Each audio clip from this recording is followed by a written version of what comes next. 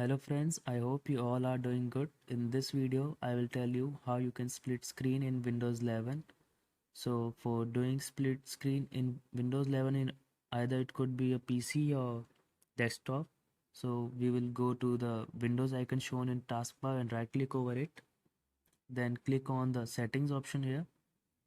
After you click on settings, then this settings window will appear to here. Then you have to go to the system on the left side.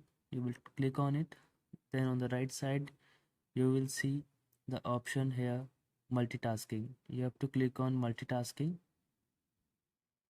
Then you can see the first option above, snap windows. So you have to enable this. I have already enabled it.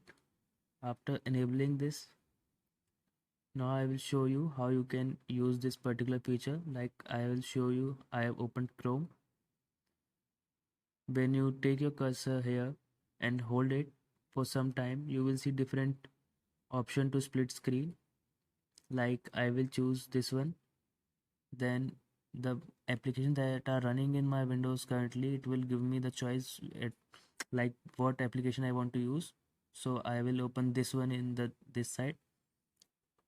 Like I have done, you can use your applications in split screen option like this only.